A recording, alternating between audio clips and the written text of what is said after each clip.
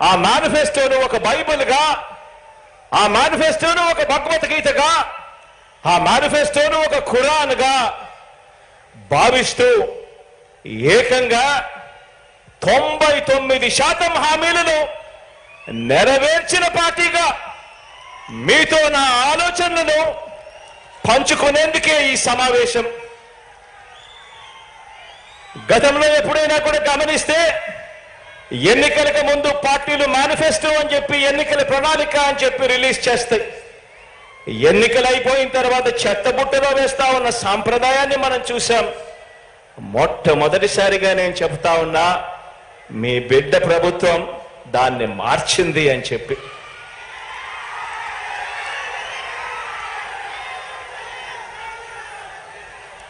మనం మార్చాము కాబట్టి,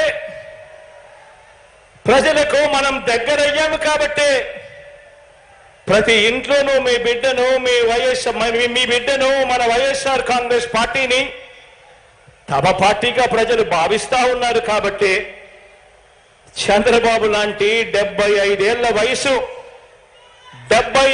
వయసు మళ్ళిన నాయకుడు, ఆ చంద్రబాబు నాయుడు గారు ఒంటరిగా పోటీ చేసే ధైర్యం లేక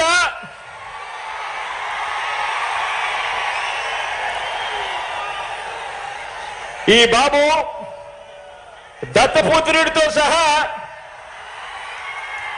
ఇతరులతో పొత్తు కోసం వెంపర్లాడుతా ఉన్నాడు అనంటే దాని అర్థం ఏమిటో ఆలోచన చేయమని అడుగుతా ఉన్నా.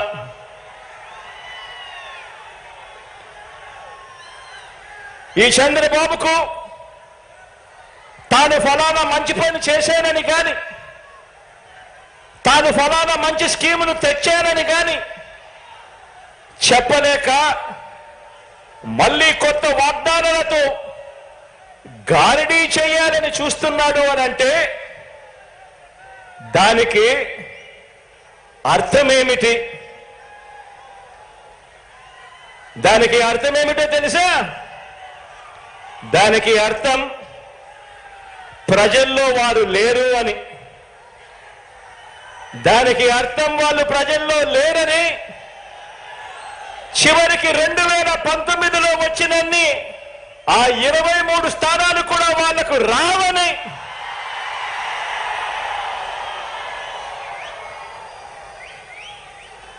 నూట 175 స్థానాల్లో కనీసం పోటీ పెట్టేందుకు వాళ్లకు అభ్యర్థులు కూడా లేరని.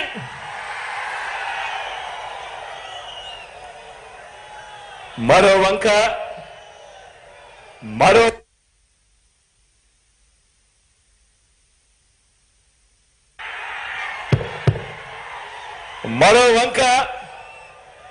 మన పార్టీని చూడండి.